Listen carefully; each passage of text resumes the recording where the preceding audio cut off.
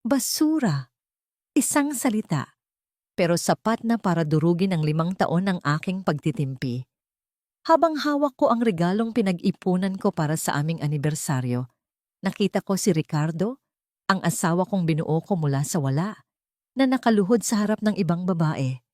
Walang halaga ang lahat ng sakripisyo ko bilang nurse at asawa. Tapos na tayo, Maribel. Hindi ka kailangan ng isang general. Pero hindi niya alam, ang babaeng tinaboy niya ay ang kaisa-isang anak ng pinakamataas na general sa bansa. Handa na ba siyang mawasak sa sandaling malaman niya ang katotohanan? Hindi na siya kailangan sa buhay ko, Vanessa. She's just a simple nurse, isang pabigat sa aking karera at isang anino na nakakasakal. 5 years of marriage was a mistake I am now ready to correct. Ang boses ni Ricardo ay kasing lamig ng hanging umiihip sa labas ng kanilang mansyon, ngunit mas matalas pa ito sa kahit anong patalim na bumaon sa dibdib ni Maribel. Nakatayo siya sa labas ng bahagyang nakabukas na pinto ng library. Ang kanyang mga kamay ay nanginginig habang hawak ang isang maliit na paper bag. Sa loob niyon ay isang mamahaling relo, ang regalong pinag-ipunan niya sa loob ng 1 taon sa pagtatrabaho ng double shifts sa ospital para lamang may maibigay sa kanilang ika-5 anibersaryo. 5 taon siyang naging martir na asawa.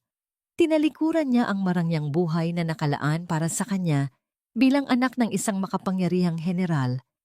Nagpanggap na isang ulilang nurse na walang kahit na ano para lamang patunayan na mahal niya si Ricardo para sa kung sino ito at hindi para sa kapangyarihan ng kanyang pamilya.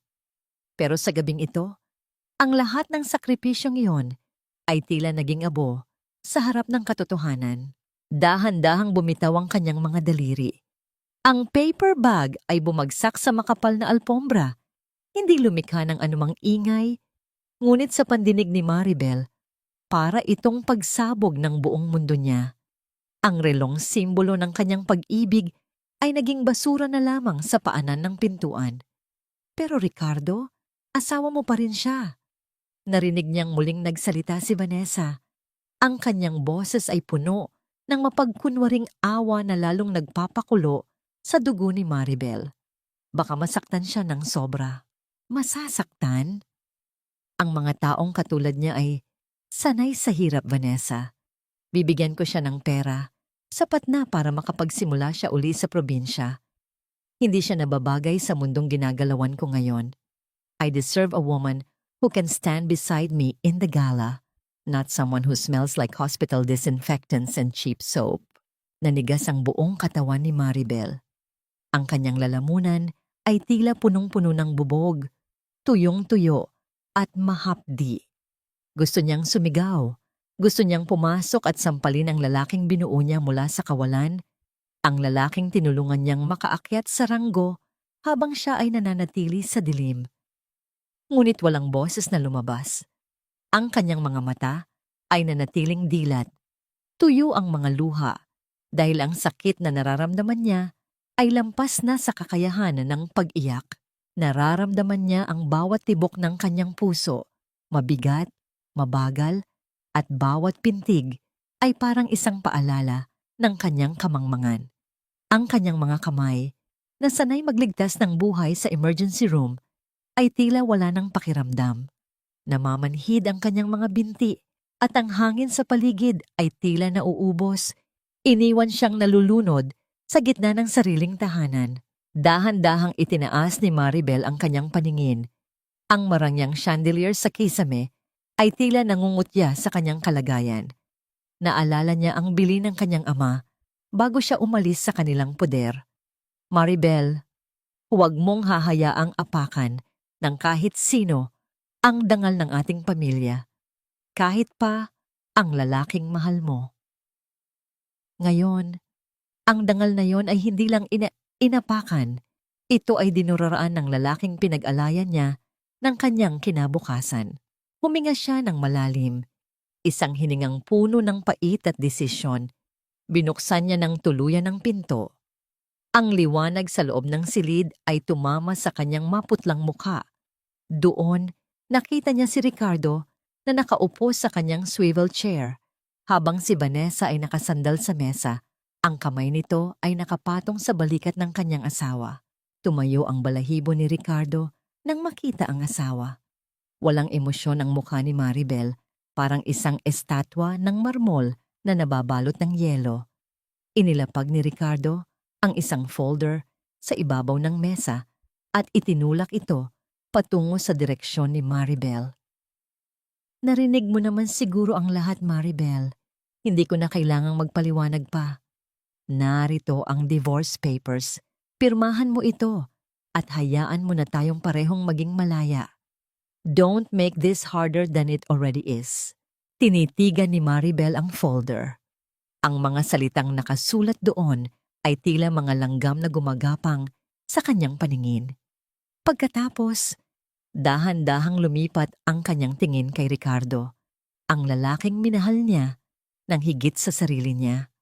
Sa loob-loob ni Maribel, isang katanungan ang paulit-ulit na umaalingaw-ngaw. Isang tanong na punong-puno ng puot at panghihinayang. Ito ba ang kapalit ng 5 taon kong pananahimik at pagtatago sa likod ng iyong mga pangarap? Ito ba ang halaga ng isang babaeng ibinigay ang lahat para lang matuklasan na ang lahat ng yon ay kulang pa rin para sa isang pusong hindi marunong tumanaw ng utang na loob? Hindi siya nagsalita. Kinuha niya ang panulat sa ibabaw ng mesa. Ang kanyang kamay ay matatag, walang kahit na anong panginginig. Habang nakatitig si Ricardo at Vanessa na tila naghihintay ng kanyang pagluhod at pagmamakaawa, isang malamig na ngiti ang dahan-dahang gumuhit sa mga labi ni Maribel. Isang ngingiting hindi nila kailanman nakita noon. Isang ginangiting hudyat ng pagtatapos ng Maribel na kanilang kinilala at ang muling pagkabuhay ng anak ng general na kanilang kinatatakutan. Tanong, mabuti naman at natauhan ka na, Maribel. Sa wakas, hindi na magmumukhang charity ward ang pamamahay na ito dahil sa presensya mo. Ang boses ni Doña Imelda ay parang kaskas ng tuyong dahon sa semento. Matalas, nakakairita, at puno ng puot. Pumasok siya sa silid na tila isang reyna, suot ang mga alahas na alam ni Maribel na binili gamit ang perang ipinadala ng kanyang ama noong nakaraang taon, na itinago niya bilang bonus mula sa ospital para lang may maipambayad sa utang ni Ricardo. Tumingin si Maribel sa kanyang biyenan. Nakikita niya sa mga mata ng matanda ang parehong pandidiri na nakita niya kay Ricardo. Nakatayo si Doña Imelda sa tabi ni Vanessa at mabilis na kinuha ang kamay ng kabit ng kanyang anak na tila ba ito ang tunay na manugang na matagal na niyang hinintay. Huwag mong isipin na may madadala ka kahit isang kusing sa bahay na ito. Pagpapatuloy ni Imelda habang lumalapit sa kama at kinuha ang lumang bag ni Maribel. Lahat ng suot mo, lahat ng kinakain mo, galing sa pawis ng anak ko. Wala kang karapatang maglabas ng kahit anong gamit na binili ng pera ni Ricardo. Sa harap ni na Ricardo at Vanessa, marahas na ibinuhos ni Doña Imelda ang laman ng bag ni Maribel sa sahig. Nagkalat ang ilang piraso ng uniforme ng nurse, isang luma at kupas na pitaka, at isang maliit na sobreng kulay kape. Mabilis na kinuha ng matanda ang sobre. Ito ang perang ninakaw mo sa anak ko, hindi ba? Singhal ni Imelda habang binubuksan ang sobre. Nanlaki ang kanyang mga mata nang makita ang ilang libong piso sa loob. Tingnan mo, Ricardo, ang babaeng ito, nag-iipon ng sarili niyang pera habang tayo ay naghihirap magbayad ng kuryente. Mama, bitawan niyo ang sobreng yan. Ipon ko yan. Mula sa mga overtime ko sa ospital, mahinahong sabi ni Maribel, ngunit may panginginig sa kanyang boses na hindi niya mapigilan. Ang perang iyon ay inilalaan niya para sa gamot ng matandang hardinero sa kanilang probinsya, ang taong itinuring niyang pangalawang ama. Ipon? Wala kang sariling pera hanggat asawa ka ni Ricardo. Tumawa ng malakas si Doña Imelda, isang tunog na puno ng pangungutya. Pagkatapos, nang walang pag-aalinlangan, iniabot niya ang sobre kay Vanessa. Heto, Vanessa Hija. Iyabili mo ito ng bagong sapatos. Mas bagay ito sa'yo kaysa sa amoy gamot na babaeng ito. Tumingin si Maribel kay Ricardo. Umaasa na kahit sa huling pagkakataon ay makakakita siya ng kaunting katarungan sa mga mata nito. Ngunit tumalikod lang si Ricardo. Tila walang nakita, tila walang naririnig. Ang pananahimik ng kanyang asawa ay mas masakit pa kaysa sa bawat salitang binitawan ng kanyang biyenan. Nararamdaman ni Maribel ang pamamanhid ng kanyang mga daliri. Tinitigan niya ang kanyang mga palad, ang mga kamay na nagluto ng paboritong ulam ni Imelda tuwing gabi, ang mga kamay na nagmasahe sa pagod na balikat ni Ricardo, at ang mga kamay na humaplos sa noon ng matanda noong ito ay may sakit. Ngayon, ang mga kamay na yun ay walang laman, walang halaga, at itinuturing na marumi. Isang matinding lamat ang tila tuluyang bumasag sa kanyang puso. Ang bawat sakripisyo niya ay naging sandata na ginamit laban sa kanya. Sa loob ng 5 taon, hinayaan niyang maging punching bag ng kanilang pamilya dahil sa pangalan ng pag-ibig. Ngunit ang pag-ibig na yon ay isa lamang palang mahabang panaginip na ngayon ay nauwi sa isang malagim na bangungot. Ano pang hinihintay mo? Lumayas ka na! Sigaw ni Imelda habang itinutulak ang mga gamit ni Maribel gamit ang kanyang paa. Huwag mo nang hihintayin na ipakaladkad kita sa mga guards. Dahan-dahang tumayo si Maribel. Hindi niya pinulot ang kanyang mga gamit. Iniwan niya ang lahat. Ang kanyang uniforme, ang kanyang pera, at ang kanyang dangal na pilit nilang tinatapak-tapakan. Naglakad siya patungo sa pintuan. Ang bawat hakbang ay tila pagpunit sa isang bahagi ng kanyang pagkatao. Ngunit bago siya tuluyang makalabas, naramdaman niya ang pag-vibrate ng kanyang cellphone sa bulsa ng kanyang palda. Isang lihim na telepono na tanging ang kanyang ama at ang pinakapinagkakatiwalaang tauhan nito ang nakakaalam ng numero. Huminto si Maribel sa madilim na pasilyo ng mansyon. Kinuha niya ang telepono at tiningnan ang screen. Isang pangalan ang nakasulat doon, General Delfin, ang kanyang ama. Ang lalaking kayang magpayanig sa buong bansa sa isang utos lang. Nanginginig ang kanyang mga daliri habang pinindot ang sagot. Sa kabilang linya, narinig niya ang baritono at makapangyarihang boses ng kanyang ama na may halong pag-aalala at awtoridad. Maribel, anak, tapos na ba ang laro mo sa putikan? Ang helicopter ay nakahanda na sa itaas ng ospital. Ang buong dibisyon ay naghihintay sa kanilang Lady Nightingale. Oras na para bumalik ka sa trono mo. Nanlamig ang buong katawan ni Maribel. Tumingin siya sa likod, sa pintuan ng silid, kung saan naririnig pa rin niya ang tawanan ni Ricardo, Vanessa at Doña Imelda. Isang malamig at matalim na liwanag ang kumislap sa kanyang mga mata. Dad, bulong niya, ang kanyang boses ay hindi na ang boses ng isang kawawang asawa, kundi ang boses ng isang babaeng handang sumabog. Ipadala mo ang mga sasakyan. Susunduin niyo ako. Pero hindi sa ospital. Susunduin niyo ako rito, sa gitna ng kanilang munting kaharian. Huwag mong gamitin ang nakaraan para itali ako sa iyo, Maribel. Utang ko ang buhay ko kay Vanessa at hinding-hindi mababago ng kahit anong imbento mong kwento ang katotohanan iyon.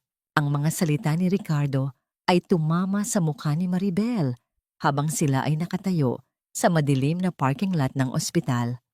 Sinundan siya ni Ricardo rito, hindi para humingi ng tawad, kundi para bawiin ang isang lumang medalya na aksidenteng nadala ni Maribel. Isang medalyang ibinigay ng militar kay Ricardo matapos siyang maligtas mula sa isang madugong engkwentro 5 taon na ang nakalilipas.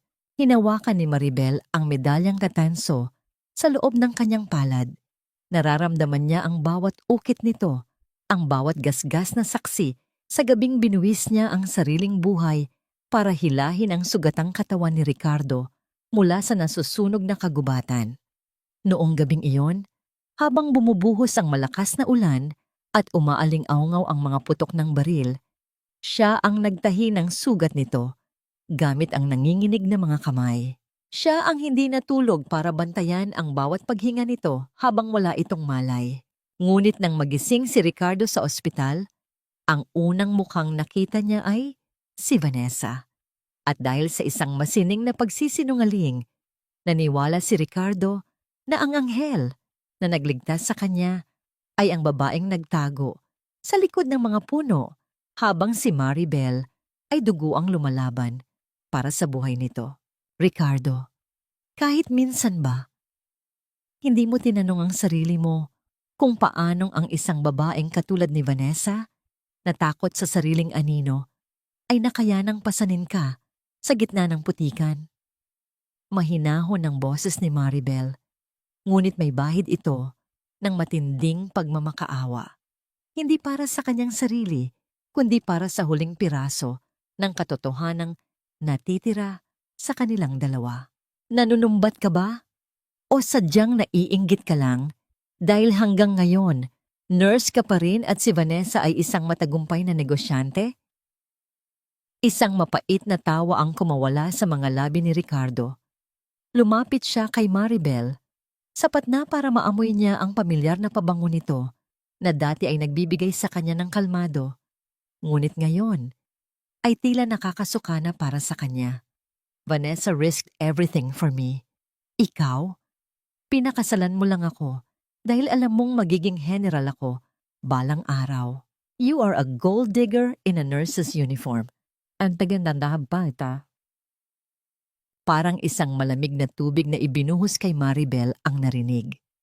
Ang bawat sakripisyo niya, ang pagtanggi sa kanyang ranggo sa militar, ang pagtatrabaho ng palihim para bayaran ang mga utang ni Ricardo nung nagsisimula pa lang ito, ay naging isang malaking kasinungalingan sa paningin ng asawa.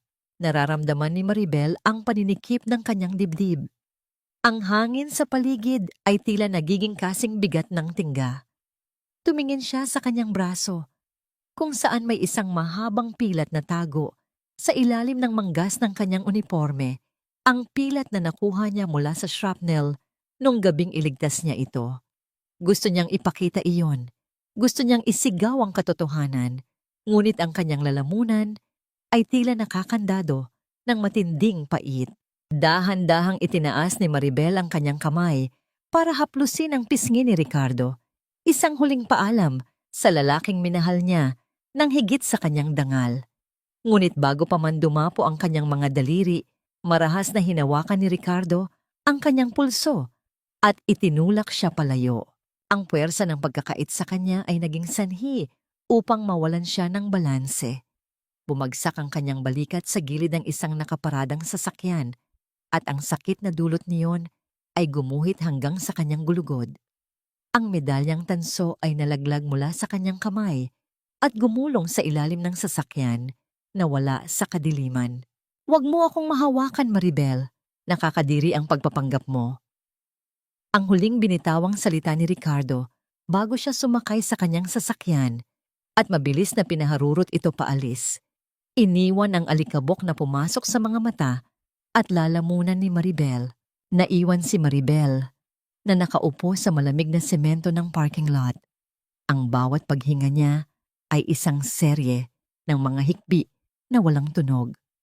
Ang kanyang buong katawan ay nanginginig, hindi dahil sa lamig, kundi dahil sa pagguho ng huling tulay na nag-uugnay sa kanya sa nakaraan. Iniyuko niya ang kanyang ulo. Ang kanyang mahabang buhok ay tumabon sa kanyang mukha, nagsilbing tabing sa kanyang kahihiyan. Sa gitna ng katahimikan ng parking lot, tanging ang tunog ng sarili niyang tibok ng puso ang naririnig niya. Isang mabilis at masakit na ritmo ng isang pusong tuluyan ng namatay. Nang isang tanong ang nanatiling nakasabit sa kanyang isipan, kasing talim ng isang punyal. Hanggang kailan mo kayang panindigan ang bulag na pasasalamat sa isang taong nagnakaw ng katotohanan, Ricardo? At kapag nalaman mo ang lahat, may mukha ka pa kayang maihaharap sa babaeng pinagtulungan ninyong wasakin? Tumayo si Maribel, pinagpag ang dumi sa kanyang uniforme. Wala nang luha sa kanyang mga mata. Ang lambot ng kanyang puso ay napalitan na ng matigas na bakal. Kinuha niya ang kanyang cellphone at nag-dial ng isang numero na matagal na niyang hindi tinatawagan. General's Office. Sagot ng isang matigas na boses sa kabilang linya. This is Colonel Maria Isabel de la Cruz. Ang kanyang boses ay malamig, awtoridad, at walang bahid ng pag-aalinlangan. Send the convoy to the South District Hospital. Now. Says Juan, magsuot ka ng uniforme mo. Hindi ka narito bilang panauhin, Maribel. Narito ka para siguraduhin na hindi mahihilo si Vanessa sa gitna ng maraming tao. You are her personal nurse tonight, nothing more. Ang boses ni Ricardo ay kasing talim ng isang latigo na humahampas sa dangal ni Maribel. Nakatayo sila sa gilid ng isang malaking ballroom sa isang tanyag na hotel sa Makati. Ang paligid ay napapalibutan ng mga kumukutitap na chandelier na parang mga diamanteng nakasabit sa langit-langitan. Ang amoy ng mamahaling wine at mga mamahaling pabango ay humahalo sa malamig na hangin mula sa aircon. Ngunit para kay Maribel, ang bawat hininga niya ay parang punong-puno ng alikabok at abo. Nakatayo si Maribel sa gitna ng karamihan, suot ang kanyang kupas na asul na scrub suit at puting sapatos na may bahid pa ng tuyong dumi mula sa hospital ward. Sa paligid niya, ang mga kababaihan ay nakasuot ng mga naggagandahang gown na gawa ng mga tanyag na designer, habang ang mga kalalakihan ay nasa kanilang pinakamagara na taksido. Siya ang mantsa sa gitna ng isang perpektong larawan. Siya ang katatawanan sa gitna ng karangyaan. Nararamdaman niya ang mga matatalim na tingin ng mga panauhin. Ang mga bulungan ay parang mga bubuyog na nagliliparan sa kanyang pandinig. Sino ba yan? Bakit may nurse sa gitna ng ball? Siya yung asawa ni General Ricardo. Na balita ko ay hihiwalayan na. Ang bawat salita ay parang isang karayom na tumutusok sa kanyang balat. Unti-unting nilalason ang kanyang natitirang pasensya. Maribel, ang tubig ko. Nahihilo na ako. Ang malambing ngunit nakakainggit na boses ni Vanessa ang bumasag sa kanyang pag-iisip. Nakasandal si Vanessa sa braso ni Ricardo. Suot ang isang matingkad na pulang gown na tila nagnanakaw ng lahat ng atensyon sa silid. Ang kanyang muka ay puno ng kolorete, pilit na itinatago ang kislap ng tagumpay sa kanyang mga mata habang nakatingin kay Maribel. Dahan-dahang lumapit si Maribel, dala ang isang baso ng tubig. Ang kanyang mga kamay ay nanginginig, hindi dahil sa takot, kundi dahil sa bigat ng galit na pilit niyang ikinukulong sa kanyang dibdib. Habang iniabot niya ang baso, sinadya ni Vanessa na bitawan ito nang hindi pa man lubos na nahahawakan. Ang tunog ng pagbagsak ng kristal sa makintab na sahig ay tila isang hudyat ng digmaan. Ang tubig ay tumalsik sa sapatos ni Maribel at ang mga piraso ng baso ay kumalat sa kanyang paanan. Ang buong ballroom ay biglang natahimik. Ang lahat ng mata ay nakatuon sa kanya. Ang nurse na tila napakakuba na sa bigat ng kahihiyan. O Diyos ko, Maribel, napaka-clumsy mo naman. Sigaw ni Doña Imelda na biglang sumulpot mula sa likuran ni na Ricardo. Kahit simpleng pag-abot ng tubig, hindi mo magawa ng tama. Kaya ka nga dinala rito ni Ricardo para magsilbi, hindi para magkalat. Yumuko si Maribel. Nakita niya ang sarili niyang refleksyon sa basang sahig, isang babaeng durog, isang asawang tinalikuran, at isang anak na tila nakalimutan na ang sariling lakas.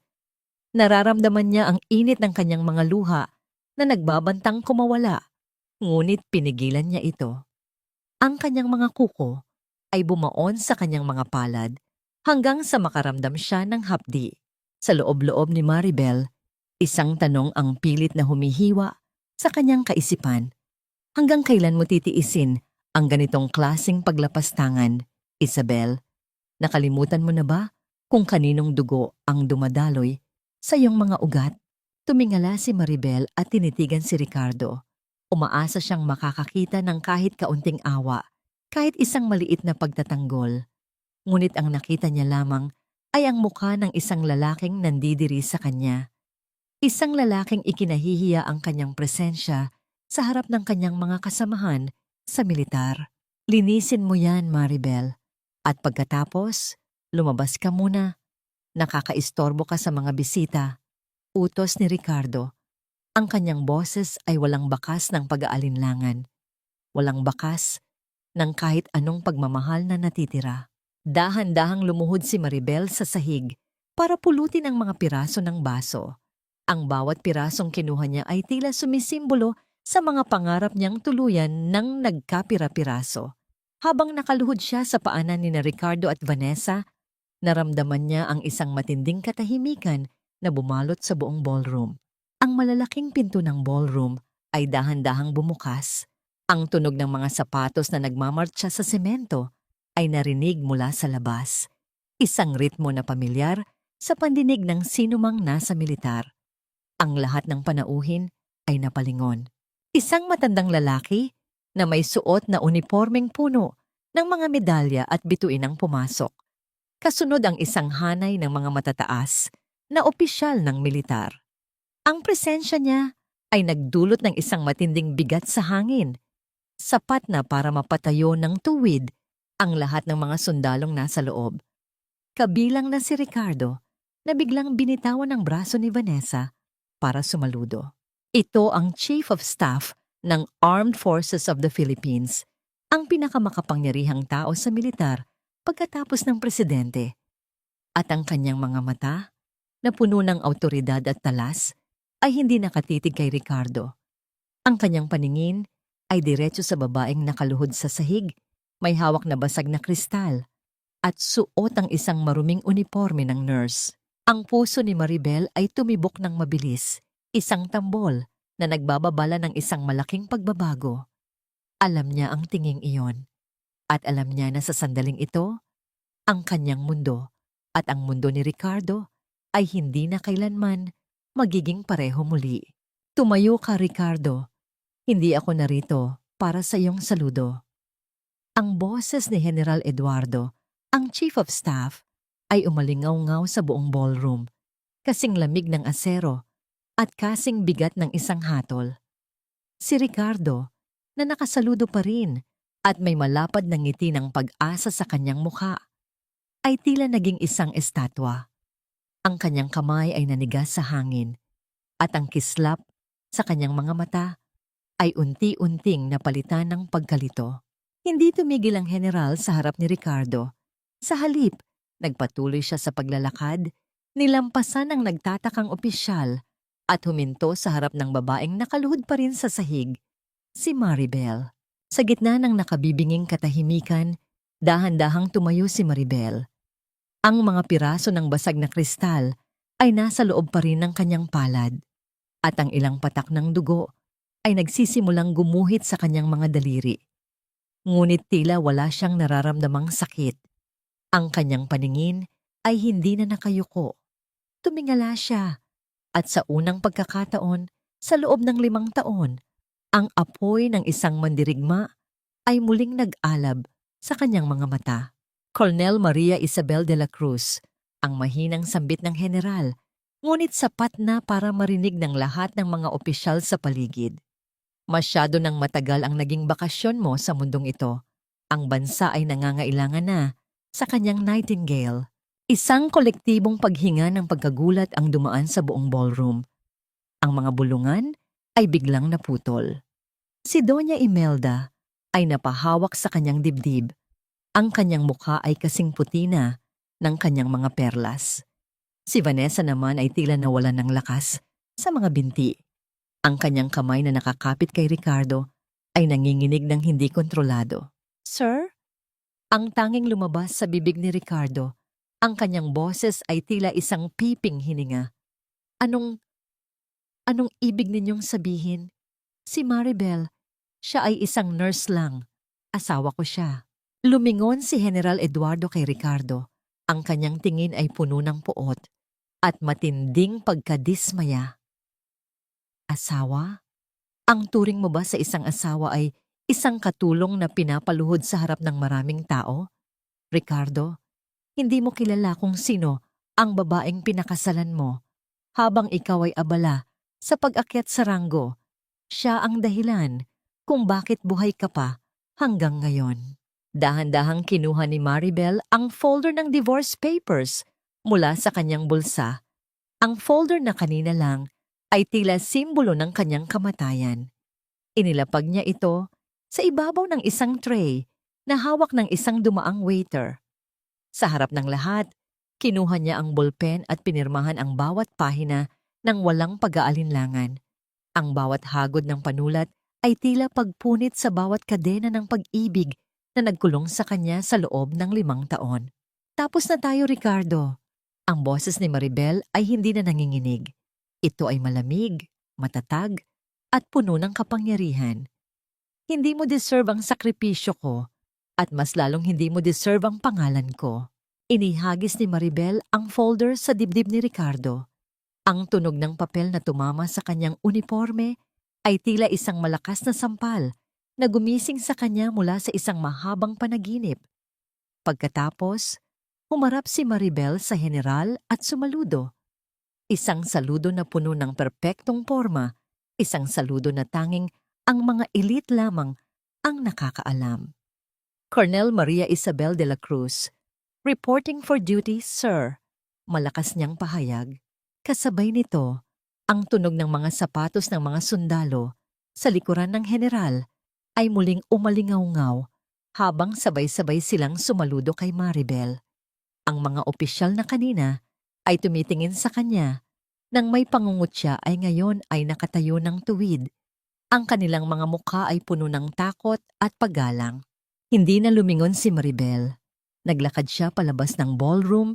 Ang kanyang bawat hakbang ay nag-iiwan ng mga mantsa ng dugo mula sa kanyang sugatang kamay sa makintab na sahig. Ngunit sa bawat hakbang na yon, nararamdaman niya ang dahan-dahang pagkabuo muli ng kanyang pagkatao.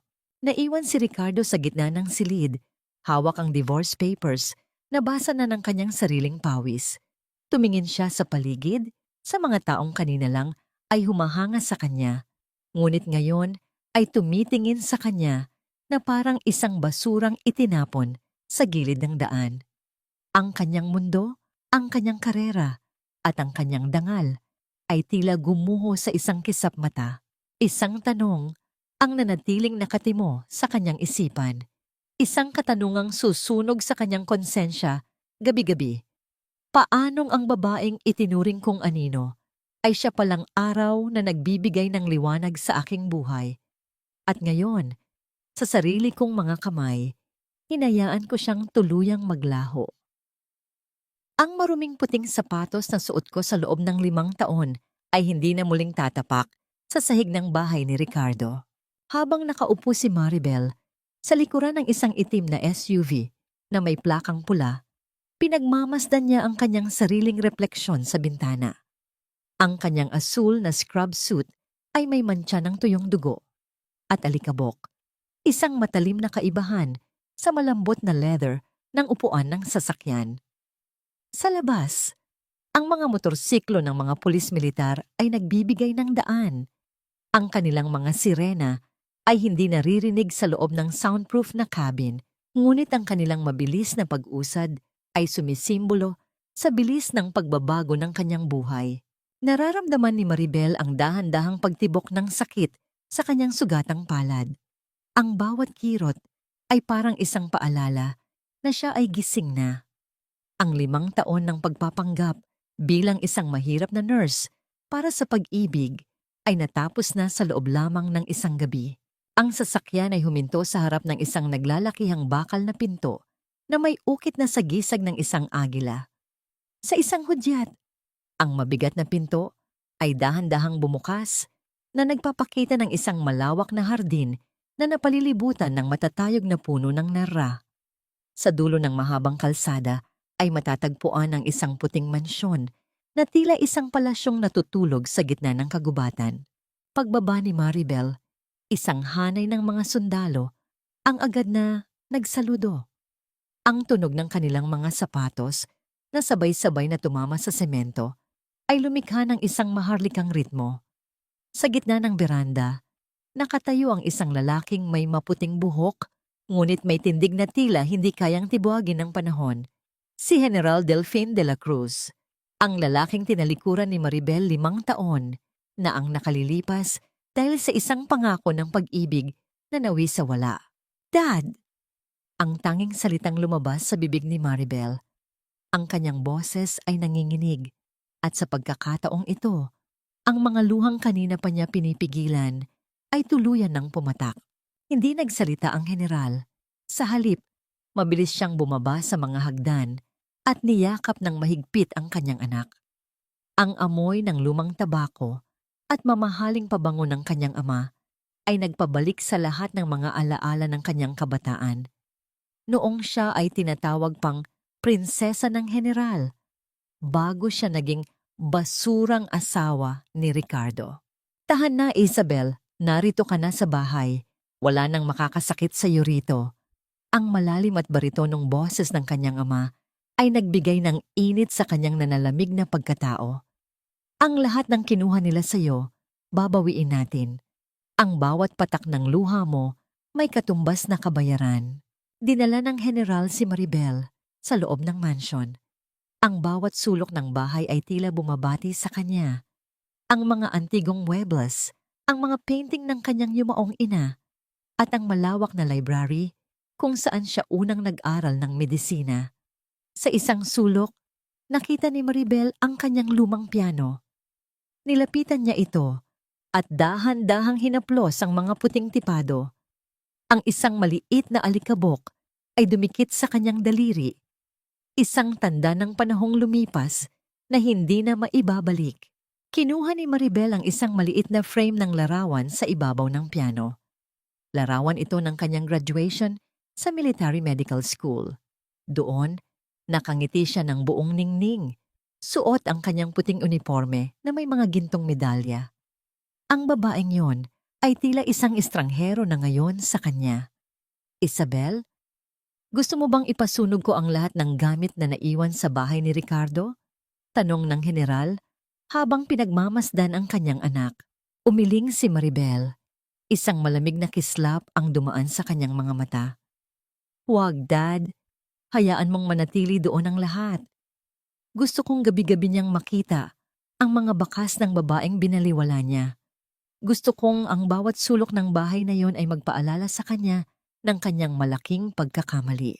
Samantala, sa labas ng ballroom ng hotel, naiwan si Ricardo na nakatitig sa kawalan. Ang mga tao sa paligid niya ay nagsimula ng umalis. At ang bawat sulyap na ibinibigay nila sa kanya ay puno ng pangungutya at awa.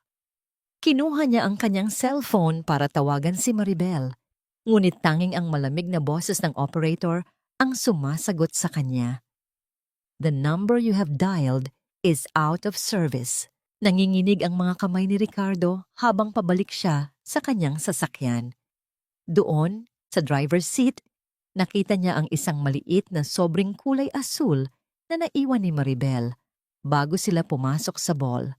Dahan-dahan niya itong binuksan. Sa loob ay may isang lumang resibo ng ospital mula 5 taon na ang nakalilipas. Ito ang resibo para sa operasyon ng kanyang puso noong siya ay isang simpleng sundalo pa lamang. Ang nakasulat na pangalan ng nagbayad ng buong bill ay hindi si Vanessa. Ang pangalang nakasulat sa resibo ay Maria Isabel de la Cruz. Ang hangin sa loob ng sasakyan ni Ricardo ay tila biglang nawala. Ang katotohanan ay unti-unting lumulunod sa kanya, kasing pait ng abdo.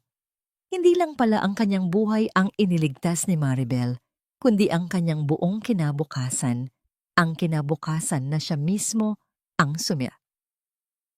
Mali ako. Lahat ng pinaniwalaan ko sa loob ng 5 taon ay isang malaking kasinungalingan na ako mismo ang nagpinta. Ang tinig ni Ricardo sa loob ng kanyang madilim na opisina ay parang isang bulong mula sa isang taong unti-unting nawawalan ng bait. Nakaupo siya sa kanyang mesa. Ang tanging liwanag ay mula sa isang maliit na lamp sa sulok. Sa harap niya ay nakakalat ang mga dokumentong kinuha niya mula sa archives ng ospital Mga lumang record na matagal na niyang binaliwala dahil sa labis na pagtitiwala kay Vanessa. Habang binabasa niya ang bawat linya, ang kanyang mga kamay ay nanginginig ng hindi kontrolado. Ang ulat ng mga doktor noong gabing iyon ay malinaw. Isang babaeng yars ng militar ang nag-uwi sa kanya. Dugo ang naglalakad sa gitna ng kagubatan. Pasan-pasan ang kanyang walang malay na katawan. At ang babaeng yon ay hindi si Vanessa, na ayon sa record ay dinala sa ospital dahil sa isang minor anxiety attack mula sa isang ligtas na distansya. Samantala, sa kabila ng lungsod, sa loob ng isang silid na puno ng amoy ng sariwang bulaklak at mamahaling kandila, dahan-dahang hinubad ni Maribel ang kanyang silk na robe sa harap ng isang malaking salamin. Ang liwanag ng buwan na pumapasok mula sa bintana ay tumama sa kanyang maputing balat na nagbigay diin sa isang mahabang pilat sa kanyang kaliwang balikat. Hinaplos ni Maribel ang pilat na yon. Ang bawat ukit ng tuyong balat ay tila nagkukwento ng gabing iyon sa kagubatan. Naaalala niya ang init ng dumadaloy na dugo, ang amoy ng basang lupa, at ang matinding bigat ng katawan ni Ricardo habang pilit niya itong isinasalba mula sa kamatayan. Noong mga oras na yon, ang tanging nasa isip niya ay ang mabuhay ang lalaking mahal niya. Kahit pa ang kapalit nito ay ang sarili niyang kaligtasan. Nararamdaman niya ang dahan-dahang pagtibok ng kanyang puso sa ilalim ng kanyang mga daliri. Isang tibok na hindi na para kay Ricardo, kundi para sa kanyang sarili. Ang pilat na ito, na dati ay itinuturing niyang simbolo ng kanyang wagas na pag-ibig, ay isa na ngayong marka ng kanyang kamangmangan. Ang bawat haplos niya ay tila nagpaparamdam sa kanya ng isang malamig na kuryente, isang paalala na ang bawat sakripisyo ay may hangganan. Isang mahinang katok ang nariinig sa pinto. Pumasok ang kanyang ama, dala ang isang mahaba at matigas na lalagyan na gawa sa velvet. Ibinaba ng general ang lalagyan sa kama at dahan-dahang binuksan ito. Doon, nakahiga ang kanyang dress white uniform, ang uniforme ng isang colonel na may mga gintong borda sa balikat at mga medalyang kumikislap sa ilalim ng ilaw. Isabel, ang iyong bagong destino ay handa na. Ang Lady Nightingale ay hindi na magtatago sa likod ng mga dextrose at bedsheets. Ang boses ng kanyang ama ay puno ng pagmamalaki. Sa Lunes, ikaw na ang mamumuno sa Strategic Medical Division ng buong militar. Wala nang Ricardo na hahadlang sa iyong ningning. Tinitigan ni Maribel ang uniforme.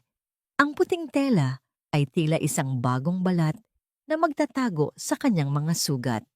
Dahan-dahan niyang kinuha ang cap ng opisyal at isinuot ito sa kanyang ulo. Ang kanyang anyo sa salamin ay nagbago. Hindi na siya ang asawang laging nakayuko, kundi isang leader na handang harapin ang anumang bagyo. Ngunit sa kabila ng bagong tibay na unti-unti niyang nabubuo, may isang bahagi pa rin ng kanyang puso na hindi tuluyang makawala sa sakit. Tahimik siyang tumingin sa labas ng bintana, sa kumikislap na mga ilaw ng lungsod kung saan naroroon si Ricardo. Nag-iisa, inuusig ng sariling konsensya at unti-unting nilalamon ng katotohanang siya mismo ang sumira sa tanging taong nagmahal sa kanya ng totoo. Hindi man niya ito aminin, alam ni Clara na ang pinakamabigat na parusa para kay Ricardo ay hindi ang batas o pagkawala ng kayamanan, kundi ang mabuhay habang daladala ang alaala ng pag-ibig na kanyang ipinagkanulo. Isang tanong ang dahan-dahang nabuo sa kanyang isipan, kasing lamig ng hanging gabi. Ricardo, kapag nakita mo na ang buong katotohanan, sapat ba ang iyong pagsisisi para punan ang 5 taong kinuha mo sa akin? O mas masakit bang malaman na ang taong nagligtas sa iyo ay ang taong hinding-hindi mo na muling mahahawakan? Huminga ng malalim si Maribel at tinalikuran ng salamin. Pinatay niya ang ilaw ng silid. Iniwan ang uniforme sa kadiliman, ngunit ang kanyang mga mata ay nanatiling dilat, nakatitig sa hinaharap na wala ng puwang para sa mga luha. Hindi maaprubahan ang iyong promosyon, Ricardo. Sa katunayan, ang iyong posisyon bilang battalion commander ay kasalukuyang nasa ilalim ng masusing rebalwasyon. Ang mga salitang binitawan ng presiding officer sa loob ng headquarters ay parang isang malamig na asido na ibinuhos sa lahat ng pangarap ni Ricardo.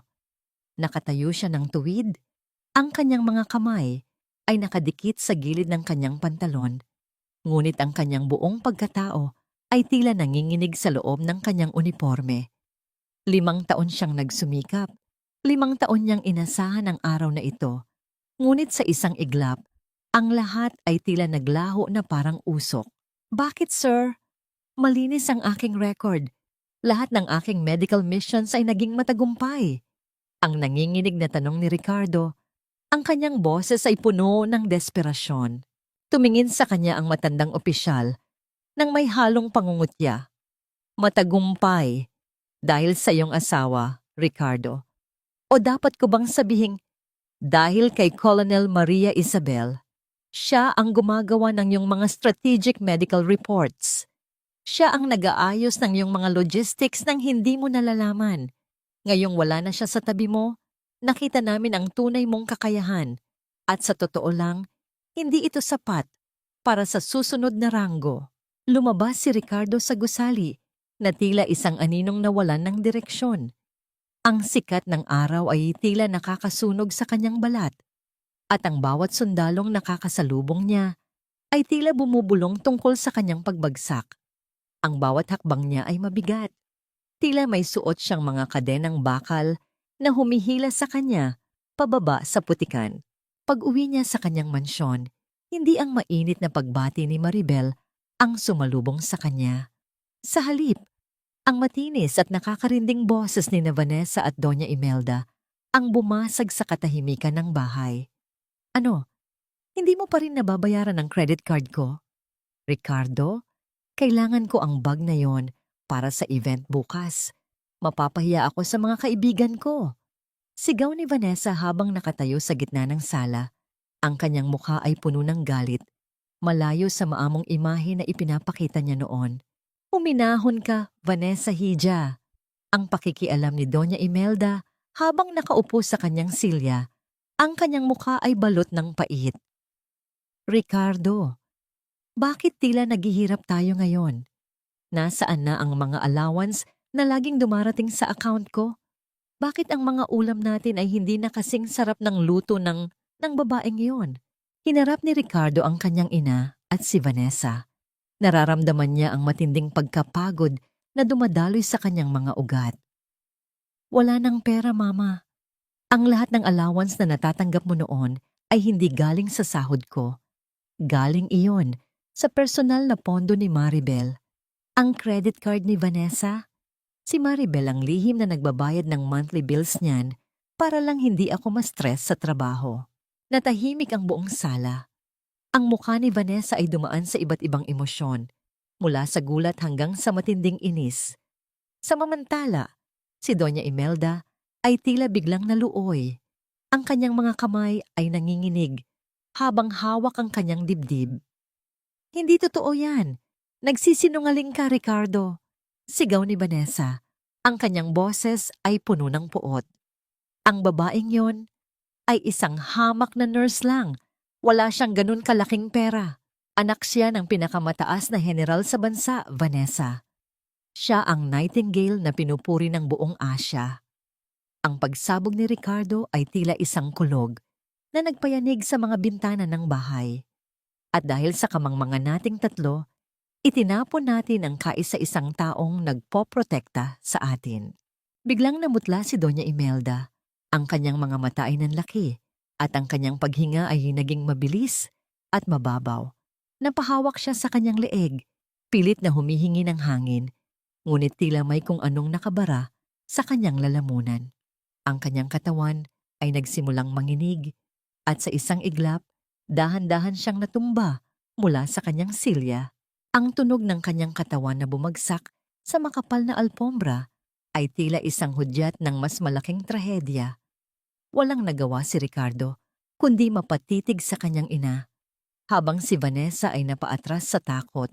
walang balak na tumulong. "Mama, Mama!" Sigaw ni Ricardo habang lumuluhod sa tabi ng kanyang ina. Hinawakan niya ang pulso nito, ngunit ang tibok ay mahina at hindi regular. Sa gitna ng kaguluhan, ang tanging nasa isip ni Ricardo ay ang mga kamay ni Maribel, ang mga kamay na laging naroon para magligtas, ang mga kamay na sa loob ng 5 taon ay nag-alaga sa kanila nang walang hinihinging kapalit. Ngayon, sa harap ng kamatayan, naramdaman ni Ricardo ang pinakamatinding takot sa kanyang buhay. Isang tanong ang dahan-dahang lumabas sa kanyang isipan, kasing pait ng lason. Paano mo ililigtas ang taong mahal mo kung ang tanging taong marunong magligtas ay ang taong tuluyan mo nang winasak? Nagmamadaling binuhat ni Ricardo ang kanyang ina. Ang kanyang mga mata ay punong-puno ng luha ng pagsisisi. Sa labas, ang langit ay nagsisimulang magdilim, tila nakikiramay sa dahan-dahang pagguho ng kanyang munting mundo. Walang doktor sa ospital na ito ang gustong humawak sa kaso ng iyong ina, Ricardo. Ang kanyang kondisyon ay masyadong kritikal at tanging isang tao lamang sa buong bansa ang may sapat na kakayahan para sa ganitong uri ng operasyon sa puso. Ang mga salita ng chief surgeon ay parang isang hatol ng kamatayan para kay Ricardo. Nakatayo siya sa gitna ng malamig na pasilyo ng ospital. Ang kanyang uniforme ay gusot-gusot at may mga bahid ng luha at pawis. Sa likuran niya, si Vanessa ay nakaupo sa bench, abala sa pag-aayos ng kanyang buhok at tila mas nag-aalala sa kanyang hitsura kaysa sa buhay ng matandang babae sa loob ng emergency room. "Sino, Doc? Sabihin niyo sa akin. Kahit magkano, kahit anong kailangan, ibibigay ko." Ang sigaw ni Ricardo ay puno ng desperasyon. Ang kanyang boses ay nanginginig sa takot na baka mawala ang kaisa-isang pamilyang natitira sa kanya. Ang bagong talagang pinuno ng Strategic Medical Division. Ang tawag nila sa kanya ay Lady Nightingale. Pero sa labas ng operasyon, siya ay si Colonel Maria Isabel de la Cruz. Ang sagot ng doktor, habang ang kanyang paningin ay nakatuon sa malalaking pinto sa dulo ng pasilyo. Parang tumigil ang mundo ni Ricardo. Ang pangalang binitawan ng doktor ay tila isang maugong na kampana na nagpapaalala sa kanya ng kanyang pinakamalaking pagkakamali. Sa sandaling iyon, ang tunog ng papalapit na mga sapatos na sabay-sabay na tumatama sa makintab na sahig ay narinig mula sa kabilang dulo ng hall. Dahan-dahang bumukas ang mga double doors. Isang grupo ng mga doktor at matataas na opisyal ng militar ang pumasok at sa gitna nila ay isang babaeng nakasuot ng malinis at puting surgeon's gown. Ang kanyang buhok ay maayos na nakatali at ang kanyang mga mata ay natatakpan ng isang salamin na nagbibigay sa kanya ng aura ng isang taong hindi matitinag ng anumang emosyon. Si Maribel. Hindi na siya ang Maribel na nagluluto ng kanyang agahan. Siya na si Dr. Maria Isabel de la Cruz. Ang kanyang bawat hakbang ay puno ng awtoridad at ang hangin sa kanyang paligid ay tila naging kasing lamig ng yelo sa loob ng operating room. Maribel. Ang tanging lumabas sa bibig ni Ricardo. Susubukan sana niyang lumapit, ngunit 2 armadong sundalo ang agad na humarang sa kanyang daraanan. Ang kanilang mga mukha ay walang emosyon habang tinititigan ang bumagsak na battalion commander. Huminto si Maribel sa harap ni Ricardo. Hindi niya ito tinitigan sa mga mata. Sa halip, kinuha niya ang medical chart mula sa assistant at dahan-dahang binasa ang bawat detalye ng kondisyon ni Doña Imelda.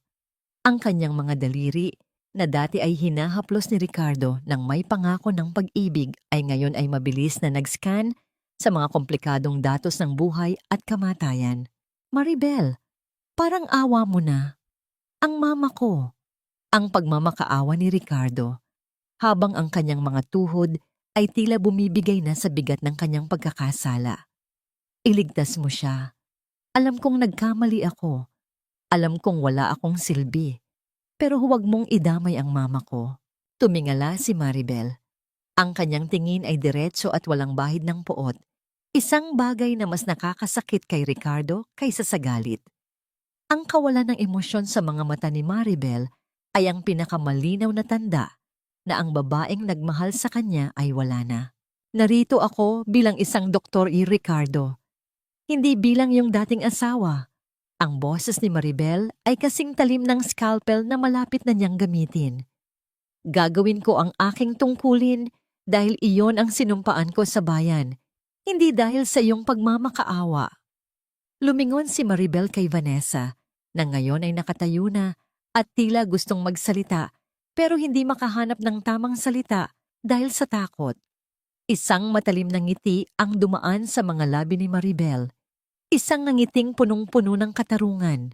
Sana ay masaya ka sa iyong bagong sapatos, Vanessa. Dahil ang perang ginamit pambili niyan ay ang perang dapat sana ay inilian para sa pang-emergency na pondo ni Doña Imelda. Ang boses ni Maribel ay parang isang malamig na hangin na dumampi sa balat ni Vanessa. Bago pa man makasagot ang sinuman, tinalikuran na sila ni Maribel. Ang kanyang puting gown ay humahampas sa hangin habang mabilis siyang naglalakad patungo sa operating room. Ang bawat doktor na nakasalubong niya ay yumuyuko bilang tanda ng paggalang. Naiwan si Ricardo na nakatayo sa gitna ng pasilyo. Pinanood niya ang dahan-dahang pagsasara ng pinto ng operating room. Ang pulang ilaw sa itaas nito ay biglang nagningning. Isang tanda na ang operasyon ay nagsisimula na.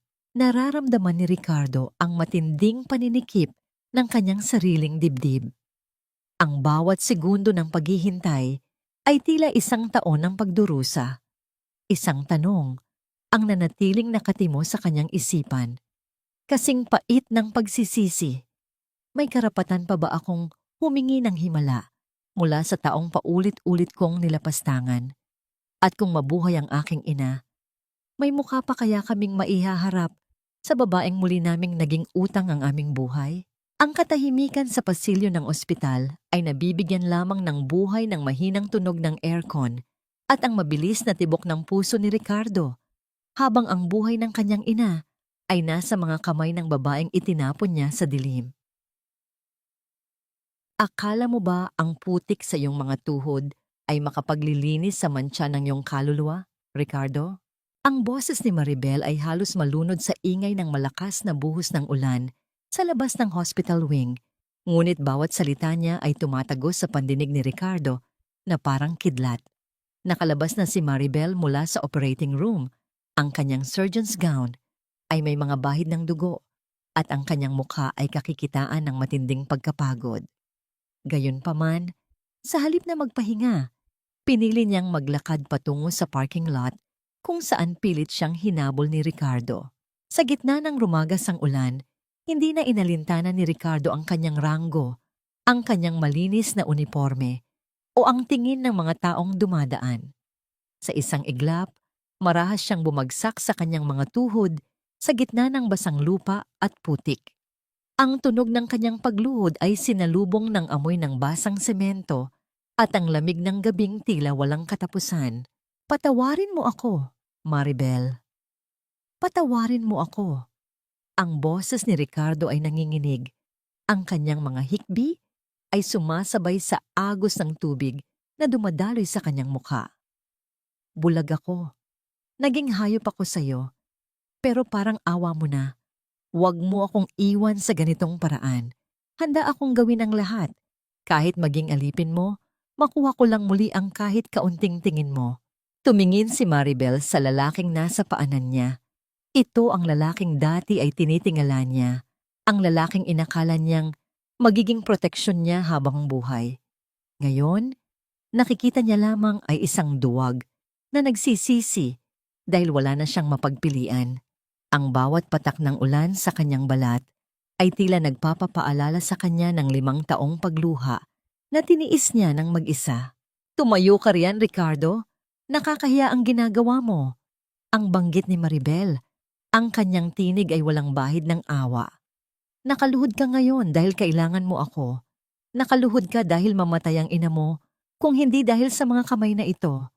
Pero noong ang puso ko ang dahan-dahang namamatay dahil sa inyong dalawa ni Vanessa, nasaan ka? Nakaluhod ka rin ba para pigilan ang bawat sampal ng iyong ina sa aking pagkatao? Nanatiling nakayuko si Ricardo, ang kanyang mga daliri ay bumaon sa basang putik. Ang bawat salita ni Maribel ay parang isang latigo na humahampas sa kanyang likuran. Nararamdaman niya ang matinding hiya, ang hiya na mas masakit pa sa anumang sugat sa ganyat. Ang operasyon ay matagumpay. Ngunit ang paggaling ng iyong ina ay hindi na sakop ng aking tungkulin. Pagpapatuloy ni Maribel habang binubuksan ang pinto ng kanyang sasakyan. At tungkol naman sa ating dalawa, huwag mong isiping ang pagluhod mo sa putik ay sapat na kabayaran para sa 5 taon kong pagdurusa sa impyernong binuo nyo. Sa di kalayuan, nakatayo si Vanessa sa ilalim ng silong ng ospital, yakap ang kanyang sarili habang pinapanood ang tagpong iyon. Ang kanyang mga mata ay nanlilisik sa galit at inggit. Habang nakikita niyang nagmamakaawa ang general na dati ay kontrolado niya, nararamdaman niya ang dahan-dahang pagkawala ng kanyang kapangyarihan. Isang lihim na balak ang nagsisimulang mabuo sa kanyang isipan. Isang huling sugal para hindi tuluyang mawala ang lahat ng kanyang pinaghirapan. Pinaandar ni Maribel ang kanyang sasakyan at ang liwanag ng kanyang headlights ay tumama ng diretso sa mukha ni Ricardo na tila isang huling paghuhukom bago siya iwan sa kadiliman. Ang tunog ng gulong na umiikot sa basang kalsada ay unti-unting naglaho, kasabay ng paglayo ng tanging liwanag na dumaan sa buhay ni Ricardo. Naiwan si Ricardo sa putikan, mag-isa, basang-basa, at ang kanyang mga kamay ay puno ng dumi ng lupa, isang perpektong larawan ng isang lalaking nakuha ang lahat ng kapangyarihan sa mundo, ngunit naiwang walang kahit na anong halaga sa puso ng babaeng tunay na nagmahal sa kanya. Isang tanong ang nanatiling nakatimo sa kanyang isipan, kasing lamig ng ulan. Mayroon pa bang bukas para sa isang taong ang nakaraan ay puno ng kasalanang hindi na mabubura ng kahit anong luha? Walang hiyang pagsisinungaling, Vanessa. 5 taon mo akong ginawang tanga habang ang babaeng tunay na nagligtas sa akin ay itinuring kong basura. Ang boses ni Ricardo ay yumanig sa buong sala ng kanilang mansyon, kasing lakas ng isang pagsabog na nagpabasag sa katahimikan ng gabi.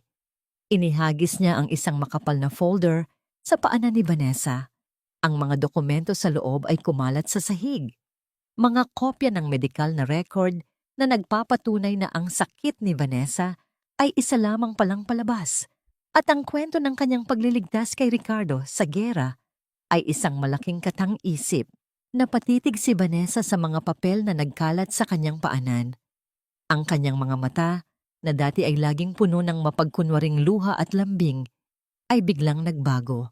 Nawala ang kanyang pagiging nawawalan ng malay na persona. Ang kanyang mukha ay tumigas at isang matalim na ngiti ang dahan-dahang gumuhit sa kanyang mga labi. Isang ngiting punong-puno ng kamandag. Oh, Ricardo, ngayon mo lang nalaman? Ang boses ni Vanessa ay wala ng bakas ng tamis. Ito ay malamig, puno ng pangungutya, at kasing talim ng isang labaha. At anong gagawin mo? Itatapon mo ako sa labas? Matapos mo akong pagkatiwalaan ng higit pa sa asawa mo? Sino ang tunay na tanga sa ating dalawa? Nararamdaman ni Ricardo ang matinding pag-init ng kanyang mukha. Ang bawat salita ni Vanessa ay parang isang sampal na gumigising sa kanya mula sa 5 taong pagkabulag. Lumapit siya kay Vanessa. Ang kanyang mga kamao ay nakakuyom ng mahigpit hanggang sa pumuti ang kanyang mga knuckles. Pinaniwala mo ako na ikaw ang Nightingale. Hinayaan kong mawasak ang buhay ni Maribel dahil akala ko utang ko sa iyo ang hininga ko. Sigaw ni Ricardo, ang kanyang boses ay nanginginig sa matinding puot. Lahat ng pera, lahat ng atensyon, lahat ng posisyon na nakuha ko, ibinahagi ko sa iyo. Habang siya, ang tunay na nagligtas sa akin, ay pinabayaan kong saktan ninyo ni Mama. Tumawa ng malakas si Vanessa, isang tunog na parang basag na kristal na humihiwa sa hangin. Hindi ko kailangang magpumilit, Ricardo. Ikaw mismo ang gustong maniwala sa akin dahil mas madaling mahalin ang isang babaeng marunong humalik sa iyong ego kaysa sa isang asawang laging nagpapaalala sa iyo ng iyong mga tungkulin. At huwag mong sisihin ang mama mo. Siya ang unang kumagat sa pain ko dahil mas gusto niyang magkaroon ng manugang na mapera kaysa sa isang hamak na nurse. Sa sandaling iyon, ang tunog ng isang sasakyang huminto sa labas ng mansyon ay narinig. Si Maribel ay dumating, hindi bilang isang asawa, kundi bilang isang opisyal na kukuha ng kanyang natitirang mga gamit na nakatago sa isang maliit na cabinet sa itaas. Pagpasok niya sa sala, sinalubong siya ng tensyong kasing bigat ng isang madilim na ulap bago ang bagyo. Tumingin si Vanessa kay Maribel at ang kanyang galit ay tuluyan ng sumabog. Ang inggit na matagal na niyang itinatago ay lumabas na parang lason na kumalat sa kanyang sistema. Narito na ang dakilang colonel. Sigaw ni Vanessa habang mabilis na lumalapit kay Maribel. Akala mo ba panalo ka na? Akala mo ba dahil nakuha mo muli ang ranggo mo, ay babalik na sa'yo ang lahat? Ricardo hates you, Maribel. At kahit malaman niya ang totoo, hinding-hindi ka na niya muling mahahawakan dahil nadidiri siya sa sarili niya kapag nakikita ka. Hindi kumibo si Maribel. Nakatayo siya ng tuwid. Ang kanyang uniforme ay walang kahit na anong lukot. Ang kanyang pananahimik ay mas lalong nagpabaliw kay Vanessa. Sa isang biglaang pagkakataon, dinampot ni Vanessa ang isang antigong flower vase sa gilid ng mesa at marahas na itinaas ito, akmang ihahampas sa ulo ni Maribel. Mamatay ka na lang, sigaw ni Vanessa. Ngunit bago pa man dumapo ang vase, isang matigas na kamay ang humarang sa bisig ni Vanessa. Si Ricardo. Sa unang pagkakataon, ginamit ni Ricardo ang kanyang lakas para protektahan si Maribel, hindi si Vanessa. Marahas niyang itinulak si Vanessa palayo. Sapat na para ito ay bumagsak sa sahig at mabitawan ang vase na nabasag sa libo-libong piraso. Naiwan si Vanessa na nakasalampak sa sahig. Ang kanyang buhok ay gulo-gulo at ang kanyang mukha ay puno ng matinding galit. Tumingin si Ricardo kay Maribel. Ang kanyang mga mata ay punong-puno ng pagmamakaawa. Ngunit bago siya makapagsalita, isang malakas na tunog ng sirena mula sa labas ang muling narinig. Isang grupo ng mga pulis-militar ang pumasok sa mansyon. May dalang warrant of arrest. Vanessa Garcia, you are under arrest for fraud, misappropriation of military funds and falsification of public documents. Pahayag ng nangungunang opisyal. Namutla si Vanessa. Tumingin siya kay Maribel na ngayon ay dahan-dahang lumalapit sa kanya. Yumuko si Maribel, sapat na para bumulong sa tenga ng babaeng sumira sa kanyang 5 taon ng buhay. Hindi mo nakuha ang lahat, Vanessa. Dahil sa dulo, ang tanging natira sa'yo ay ang iyong sariling mga kasinungalingan. Habang kinakaladkad si Vanessa palabas, nanginginig ang buong katawan ni Ricardo. Hinarap niya si Maribel. Ang kanyang lalamunan ay tila punong-puno ng bubog. Maribel, ngayong alam ko na ang lahat. Maaari ba nating simulan uli? Tumingin si Maribel kay Ricardo. Isang mahaba at masakit na katahimikan ang bumalot sa kanila. Sa labas, ang ulan ay muling nagsimulang pumatak. Ang tunog nito sa bubong ay parang isang malungkot na paalam. Ang simula ay para sa mga taong may pinanghahawakan pa. Ricardo. Ang malamig na banggit ni Maribel habang dahan-dahang hinuhubad ang kanyang singsing sa kasal at inilalagay ito sa nanginginig na palad ni Ricardo. At sa pagitan nating dalawa, tanging mga alaala na lang ng sakit ang natitira. Tinalikuran ni Maribel si Ricardo at naglakad palabas. Ngunit bago siya makarating sa kanyang sasakyan, isang tawag mula sa kanyang radyo ang nagpapatigil sa kanyang bawat tibok ng puso. Isang krisis sa hangganan ang biglang sumiklab at ang pangalan ni Ricardo ay isa sa mga nakalista para sa isang mapanganib na misyon. Huwag kang tumingin sa akin bilang asawa, Ricardo. Sa lugar na ito, ikaw ay isang sundalo at ako ang iyong komander. Ang bawat buhay na nakasalalay sa mga kamay ko ay mas mahalaga kaysa sa anumang pagsisisi mo. Ang boses ni Maribel ay hindi natitinag sa kabila ng dagundong ng mga helicopter na nagliliparan sa itaas ng field hospital sa hangganan ng kagubatan. Ang hangin ay punong-puno ng amoy ng pulbura, tuyong lupa, at ang matapang na amoy ng disinfectant. Nakatayo siya sa gitna ng triage area, suot ang kanyang tactical medical vest na may tatak ng kanyang ranggo. Ang kanyang mga mata ay matalas na nagmamasid sa bawat sugatang sundalong dumarating, habang ang kanyang mga kamay ay mabilis na nag-aayos ng mga kagamitan. Nakatayo si Ricardo sa harap niya, suot ang kanyang full combat gear. Ang kanyang mukha ay nababalutan ng dumi at uling, ngunit ang kanyang mga mata ay hindi maalis ang tingin kay Maribel. Sa gitna ng kaguluhan ng digmaan, nakikita niya ang isang bersyon ng kanyang asawa na hindi niya kailanman inakalang umiiral. Isang babaeng may bakal na kalooban, isang leader na sinusunod ng lahat sa isang kumpas lamang ng kanyang kamay. Isabel, delikado rito. Kailangan mong lumipat sa main base. Ang mga rebelde ay malapit na sa perimeter.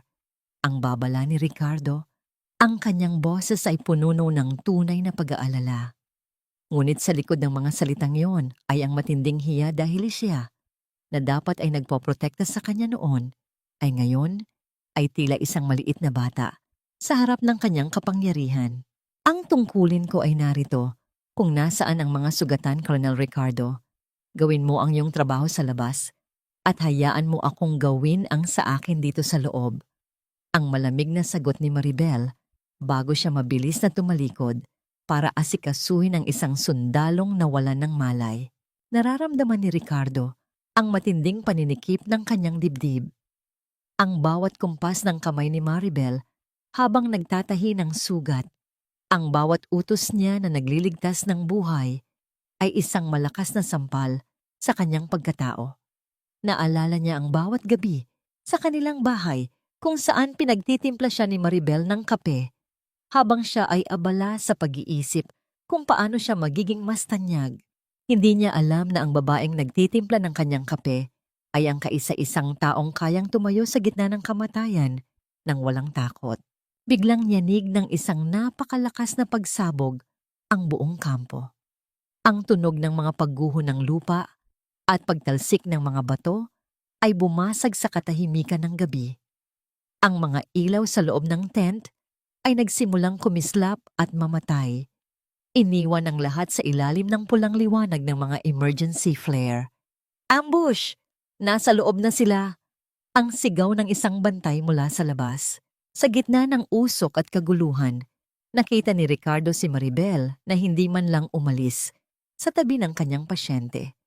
Patuloy niyang pinipigilan ang pagdaloy ng dugo mula sa sugat ng sundalo, kahit na ang paligid ay unti-unti nang nilalamon ng panganib. Ang kanyang katatagan ay tila isang liwanag sa gitna ng madilim na impyerno. Isang rebelde ang biglang pumasok mula sa likurang bahagi ng tent. Itinatutok ang kanyang baril sa direksyon ni Maribel. Ang kislap ng dulo ng baril sa ilalim ng liwanag ng buwan ay sapat na para magpatigil sa tibok ng puso ni Ricardo. Isabel, dapa! Sigaw ni Ricardo, ngunit alam niyang hindi bibitawan ni Maribel ang pasyente. Sa isang iglap, nang walang pag-aalinlangan, inihagis ni Ricardo ang kanyang sarili sa harap ni Maribel. Ang tunog ng isang putok ay umalingaw-ngaw sa loob ng maliit na espasyo. Kasunod ang amoy ng nasusunog na tela at ang matinding init na gumuhit sa balikat ni Ricardo. Nararamdaman ni Ricardo ang biglang panghihina ng kanyang mga binti. Ang mundo ay tila nagsimulang uminog ng mabagal. Habang dahan-dahan siyang bumabagsak sa paanan ni Maribel, ang tanging nakikita niya ay ang mukha ng babaeng binuwisan niya ng buhay. Ang mukha ng babaeng gusto niyang hinga ng tawad hanggang sa kanyang huling hininga. Isabel! Ang mahinang bulong ni Ricardo habang ang kanyang paningin ay nagsisimulang magdilim. Nararamdaman niya ang init ng sarili niyang dugo na dumadaloy sa kanyang uniforme, humahalo sa putik ng hangganan. Ang huling narinig ni Ricardo, bago ang tuluyang kadiliman, ay ang boses ni Maribel na tumatawag sa kanyang pangalan. Isang boses na sa unang pagkakataon ay hindi na malamig, kundi puno ng isang takot na matagal na niyang hindi naririnig mula rito. Naiwan si Maribel na nakahawak sa dugo ang katawan ni Ricardo. Ang kanyang mga kamay na sanay magligtas ay ngayon ay nanginginig sa gitna ng umuusok na kampo. Ang ulan ay nagsimulang pumatak. Dahan-dahang hinuhugasan ang uling sa kanilang mga mukha, habang ang kapalaran ng lalaking nag-tridor sa kanya ay muling nakasalalay sa kanyang mga kamay. Ang mga kamay na dati mong itinaboy ay siya na namang humahawak sa iyong huling hininga. Ricardo, gaano nga ba kapait ang tadhana para paglaruan tayo ng ganito? Ang boses ni Maribel ay halos isang bulong na lamang sa loob ng pansamantalang operating tent. Ang paligid ay nababalot ng tunog ng malakas na ulan na humahampas sa trapal, habang ang amoy ng sariwang dugo at antiseptic ay tila nanunuot sa bawat hibla ng kanyang suot na uniforme. Ang tanging liwanag ay nagmumula sa isang surgical lamp na nakatutok sa dibdib ni Ricardo, kung saan ang isang madilim na sugat mula sa bala ay patuloy na kumikitil sa kanyang lakas. Nanginginig ang mga daliri ni Maribel habang hawak ang forceps. Sa loob ng 5 taon, ang mga kamay na ito ay nagluto para sa kanya.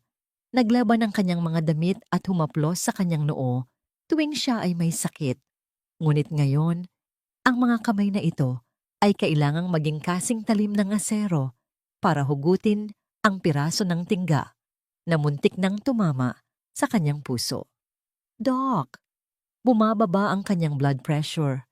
Ang babala ng isang nurse sa tabi niya. Huminga ng malalim si Maribel. Ipinikit niya ang kanyang mga mata sa loob ng 1 segundo para itaboy ang imahe ni Ricardo na masayang kasama si Vanessa. Noong mga oras na yon, tila gusto niyang hayaan na lang ang tadhana na kumuha sa kanya. Ngunit habang tinititigan niya ang maputlang mukha ng lalaking nag-alay ng buhay para protektahan siya sa ambush, naramdaman niya ang isang pamilyar na kirot, hindi ng pag-ibig, kundi ng isang malalim na pagkatao na hindi kayang tumalikod sa isang nangangailangan. Hindi ka mamamatay ng ganito kadali, Ricardo. Ang banggit ni Maribel, ang kanyang boses ay naging matatag at puno ng awtoridad. Masyado ka pang maraming utang sa akin para takasan ako sa pamamagitan ng kamatayan. Ang tunog ng metal na tumatama sa tray ay tila isang mabilis na tibok ng kaba sa gitna ng katahimikan habang dahan-dahang nailabas ni Maribel ang bala. Isang mahabang buntong hininga ang kumawala sa lahat ng nasa loob ng tent nang makita ang unti-unting pag-stabilize ng monitor. Ilang oras ang lumipas bago dahan-dahang idinilat ni Ricardo ang kanyang mga mata. Ang puting kisame ng tent, ang unang bumati sa kanya. Kasunod ang malabong anyo ni Maribel na nakaupo sa isang silya sa tabi ng kanyang kama, abala sa pag-aayos ng ilang dokumento. Isabel! Ang paos at mahinang tawag ni Ricardo. Tumigil si Maribel sa kanyang ginagawa, ngunit hindi siya lumingon. Ang kanyang likuran ay tila isang pader na hindi kayang tibagin ng anumang pagsamo. Salamat sa pagliligtas sa akin. Ang pagpapatuloy ni Ricardo, ang bawat salita ay tila isang paghihirap dahil sa sakit ng kanyang sugat.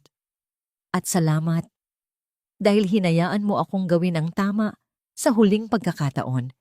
Kahit man lang sa isang bala, nagawa kitang protektahan. Dahan-dahang humarap si Maribel. Ang kanyang mga mata ay walang bakas ng galit, ngunit wala ring bakas ng pag-ibig. Ang kawalan ng emosyon sa kanyang mukha ay mas masakit para kay Ricardo kaysa sa sugat sa kanyang balikat. Ginawa ko ang trabaho ko bilang Dr. Ricardo. Huwag mong lagyan ng kahulugan ang isang tungkulin. Ang malamig na sagot ni Maribel. At ang pagharang mo sa balang iyon, hindi niyan mabubura ang 5 taon na hinayaan mong barilin ng mga salita mo at ng ina mo ang aking pagkatao.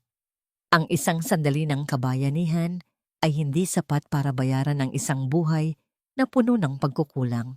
Sinubukan ni Ricardo na abutin ang kamay ni Maribel, ngunit bago pa man dumampi ang kanyang mga daliri, tumayo na si Maribel at lumayo. Ang agwat sa pagitan nila ay tila naging isang malawak na bangin na wala ng tulay na makakapag-ugnay. Isabel, bigyan mo ako ng pagkakataong bumawi. Kahit bilang kaibigan lang, ang pagmamakaawa ni Ricardo, ang kanyang mga mata ay nagsisimulang mapuno ng luha ng pagsisisi. Tumingin si Maribel sa bintana ng tent, kung saan ang ulan ay unti-unti nang tumitila. Nag-iiwan ng hamog sa paligid. Isang mapait na ngiti ang dahan-dahang gumuhit sa kanyang mga labi. Masyado nang huli para sa sorry, Ricardo. Ang pusong paulit-ulit na dinurog ay hindi na kayang buuin ng isang simpleng paghingi ng tawad. Kahit pa dumanak ang iyong sariling dugo. Ang huling binitawang salita ni Maribel bago siya lumabas ng tent, naiwan si Ricardo na nakatitig sa kawalan. Nararamdaman niya ang lamig ng hangin na pumapasok sa tent, kasing lamig ng katotohanang kahit buhay pa ang kanyang katawan, ang kanyang pag-asa na mabawi si Maribel ay tuluyan ng pumanaw. Isang tanong ang nanatiling nakabitin sa kanyang isipan, kasing pait ng lason. Hanggang kailan mo dadalhin ang bigat ng isang pusong pinakawalan mo noong panahong ikaw pa ang mundo nito? Ang dumi ng iyong budhi ay hindi kayang hugasan ng pinakamahal na gamot sa ospital na ito, Doña Imelda. At ang buhay na tinatamasa mo ngayon ay isang regalong galing sa mga kamay na dati mong tinawag na marumi. Ang boses ni Maribel ay umalingaw-ngaw sa loob ng marangyang suite ng ospital, kasing lamig ng hanging nanggagaling sa aircon at kasing talim ng katotohanang kanina papilit na iniiwasan ni Doña Imelda. Nakaupo ang matanda sa kanyang kama, ang kanyang katawan ay napapalibutan ng mga kumukutitap na monitor at mga tubo, habang ang kanyang mukha ay kasing puti ng mga kumot na nakabalot sa kanya. Sa paanan ng kanyang kama, nakatayo si Maribel. Hindi na siya suot ang kupas na uniforme ng nurse. Ngayon, siya ay nasa kanyang buong dress white uniform. Ang mga gintong bituin sa kanyang balikat ay nagniningning sa ilalim ng ilaw at ang kanyang tindig ay puno ng dangal na tila isang pader na hindi kayang tibagin. Mama Maribel, ang nanginginig na banggit ni Doña Imelda, ang kanyang boses ay tila isang tuyong dahon na hinahangin. Totoo ba? Totoo ba ang lahat ng naririnig ko? Ikaw ang anak ng general? Ikaw ang nagbayad ng lahat ng ito? Isang mapait na ngiti ang gumuhit sa mga labi ni Maribel habang dahan-dahan niyang inaayos ang IV drip ng matanda. Ang kanyang mga galaw ay banayad, puno ng profesionalismo, ngunit ang kanyang mga mata ay walang kahit na anong init. Lahat ng perang ginamit ni Ricardo para sa inyong karangyaan, lahat ng alahas na suot mo at ang operasyong nagdugtong sa iyong hininga, lahat iyon ay galing sa akin. Ang malamig na pahayag ni Maribel. Habang tinatawag mo akong basurang manugang, ako ang naglilinis ng mga utang ninyo. Habang pinapakain mo si Vanessa ng paborito kong ulam, ako ang nagtatrabaho ng 3 shift para lang hindi kayo mawalan ng bahay. Napahawak si Doña Imelda sa kanyang dibdib. Nararamdaman ang matinding hiya na mas masakit pa kaysa sa hiwa ng operasyon. Naalala niya ang bawat sampal, bawat panlalait, at ang bawat pagkakataon na pinilit niyang paluhurin si Maribel para lamang linisin ang kanyang mga sapatos. Ang bawat alaala ay parang isang matulis na karayom na tumutusok sa kanyang konsensya. Patawarin mo ako, anak. Hindi ko alam. Ang pagmamakaawa ng matanda, ang mga luha ay nagsisimulang gumuhit sa kanyang kulubot na pisngi. Hindi mo alam dahil pinili mong huwag tumingin sa puso ng tao, kundi sa bulsa nito. Putol ni Maribel. At si Vanessa? Ang babaeng itinuring mong perpekto? Siya ay nasa ilalim na ng imbestigasyon ng militar. Ninakawan niya kayo, Doña Imelda. Ninakawan niya ang anak mo at tinangka niya akong patayin. Iyan ang bunga ng iyong pagpili. Bumukas ang pinto at pumasok si Ricardo na may suot na arm sling mula sa kanyang natamong sugat sa digmaan. Ang kanyang muka ay puno ng pagod at pagsisisi. Lumapit siya sa kama ng kanyang ina, ngunit ang kanyang paningin ay nanatiling nakako sa kanyang asawa. Ang babaeng tila abot tanaw na ngunit hinding-hindi na niya muling mahahawakan. Tapos na ang lahat, Mama. Ang mahinang sabi ni Ricardo. Wala na tayong kahit na ano. Ang natitira na lang sa atin ay ang ating mga pangalan. At ang katotohanang winasak natin ang kaisa-isang taong nagmahal sa atin ng totoo. Tumingin si Maribel sa mag-ina. Nararamdaman niya ang dahan-dahang pagpapakawala ng bigat sa kanyang dibdib. Ang paghihiganti ay hindi kailangang maging madugo. Sapat na ang makita silang nakaharap sa salamin ng kanilang sariling mga gawa. Kinuha ni Maribel ang kanyang cap at isinuot ito ng maayos. Ang kanyang anyo ay puno ng kapangyarihan at kalayaan. Ito ang huling pagkakataon na makikita ninyo ako. Ang banggit ni Maribel habang naglalakad patungo sa pintuan. Ang aking misyon sa bansang ito ay tapos na. Tinanggap ko ang isang espesyal na deployment sa ibang bansa sa ilalim ng United Nations. Doon, gagamitin ko ang aking mga kamay para sa mga taong marunong tumanaw ng utang na loob. Isabel, sandali! Sigaw ni Ricardo. Susubukan sana niyang humabol, ngunit ang sakit ng kanyang sugat ay nagpatigil sa kanya. Kailan ka babalik? May pagkakataon pa ba? Huminto si Maribel sa may pintuan, ngunit hindi siya lumingon. Ang tunog ng kanyang mga sapatos sa sahig ay tila isang huling paalam na walang balak magbalik. Ang hangin ay hindi bumabalik sa pinanggalingan nito, Ricardo. At ang pusong naging abo na ay hindi na muling mag-aalab para sa taong sumunog dito. Ang huling binitawang salita ni Maribel bago siya tuluyang lumabas, iniwan ang mag-ina sa gitna ng katahimikan ng kanilang pagsisisi. Isang tanong ang nanatiling nakatimo sa isipan ni Ricardo habang pinagmamasdan niya ang pagsara ng pinto. Saan ka kukuha ng lakas para mabuhay sa isang mundong ikaw mismo ang nagpaalis sa iyong tanging liwanag? Ang bawat hakbang ko palayo sa mundong binuo mo ay hindi na isang pagtakas, kundi isang paglalakbay patungo sa babaeng matagal ko nang kinalimutan, ang aking sarili. Isang taon ang mabilis na lumipas mula nang huling lumabas si Maribel sa pinto ng ospital.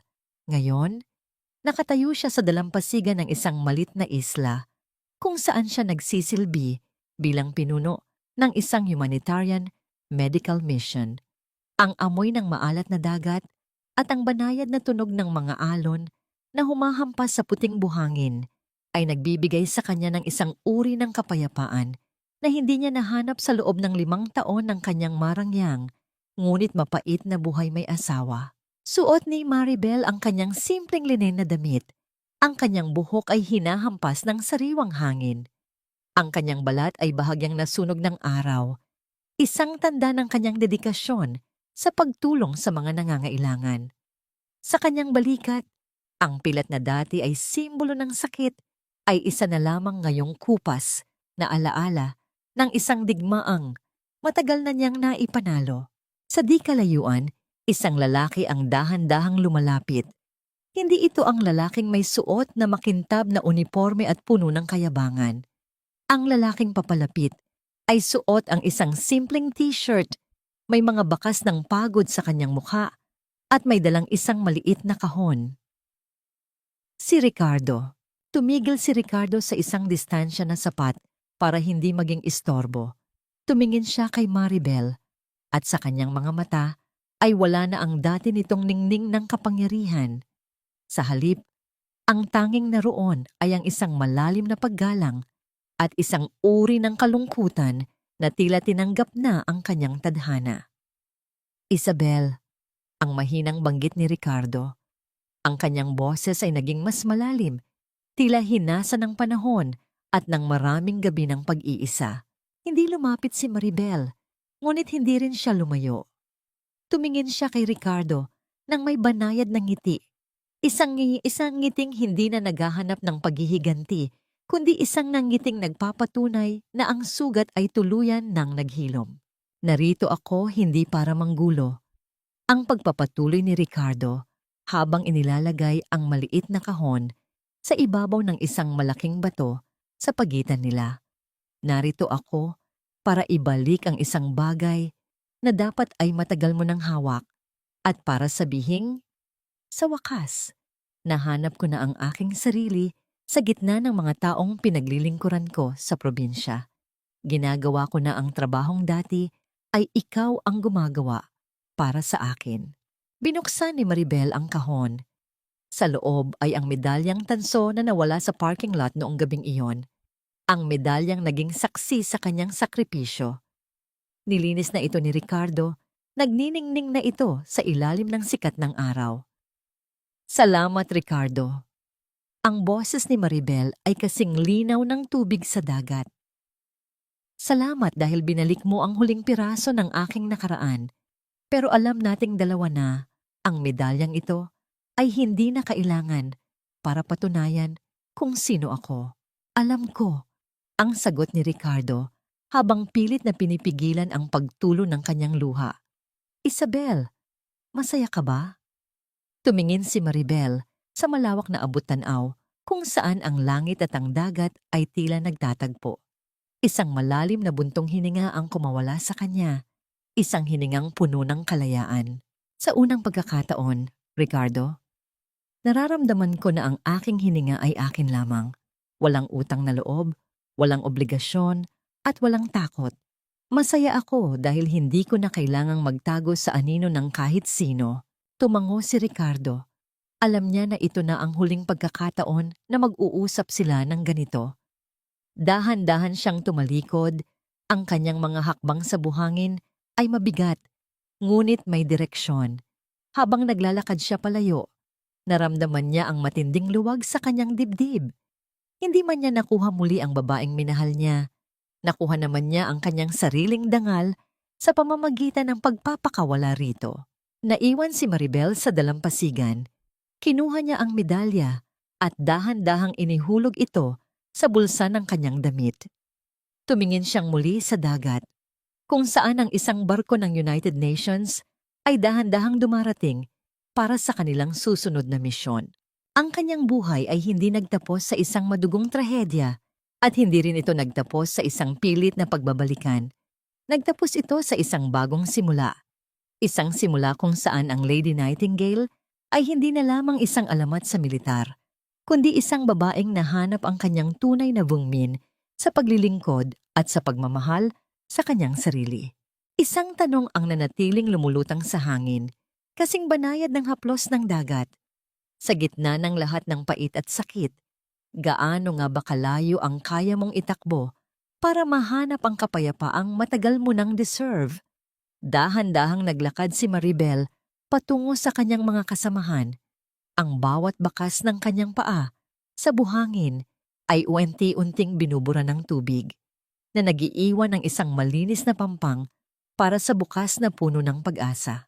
Ang salitang martir ay madalas nating marinig sa mga kwento ng pag-ibig, isang bansag sa mga babaeng kayang ubusin ang sarili para sa kapakanan ng iba. Sa loob ng 5 taon, isinuot ko ang bansag na yon na parang isang koronang tinik.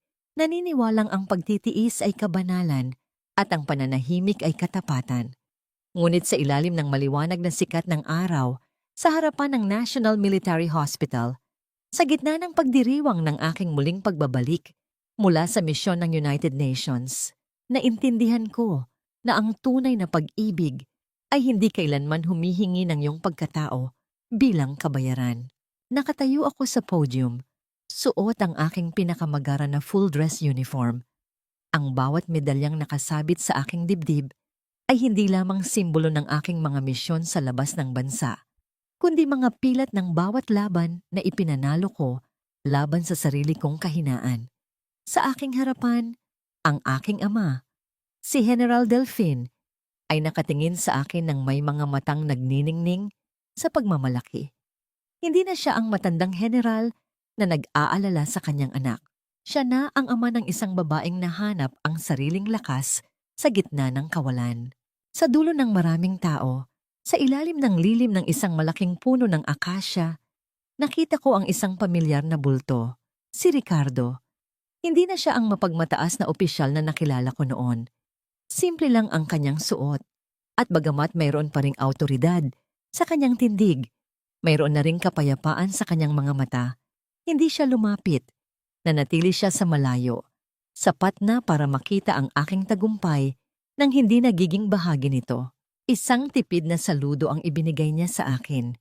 Isang saludo ng pagkilala, hindi bilang asawa, kundi bilang isang kapwa sundalong tinitingala ang kanyang komander. Napangiti ako ng bahagya. Ang pagpapatawad ay hindi nangangahulugang pagbabalik sa dati. Ang pagpapatawad ay ang pagputol sa huling hibla ng pait na nag-uugnay sa amin upang ang bawat isa sa amin ay makalakad ng tuwid sa magkaibang landas. Ang hiya na dati ay bumabalot sa aming pamilya ay napalitan na ng isang uri ng pagtanggap. Si Doña Imelda ay nananatili na sa kanilang probinsya, namumuhay ng tahimik at malayo sa ingay ng lungsod, habang si Vanessa ay nahaharap sa mga taon ng pagbabayad sa loob ng rehas. Ang sugat sa aking balikat ay nananatili pa rin, isang mahaba at maputing linya na hinding-hindi na mabubura.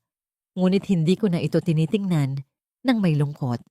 Ito ang aking mapa, isang paalala na ang Nightingale ay kailangang dumaan sa madilim na gabi para mahanap ang pinakamagandang awit ng kanyang buhay. Ang tanong na madalas kong itanong sa aking sarili noon ay kung bakit kailangang mangyari ang lahat ng sakit na ito. Ngayon, habang pinagmamasdan ko ang mga bagong nurse at doktor na sumasaludo sa akin, alam ko na ang sagot. Kailangan nating mawasak ng lubusan upang makita kung anong klaseng ginto ang nakatago sa loob ng ating mga durog na bahagi.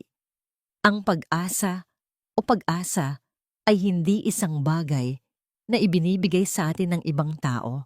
Ito ay isang apoy na tayo mismo ang dapat magpaningas sa gitna ng bagyo. Dahan-dahan kong itinaas ang aking kamay para sumaludo pabalik sa hanay ng mga sundalo. Ang tunog ng hangin na humahaplos sa mga bandila ay tila isang kumpas ng musika na bumabati sa aking bagong simula.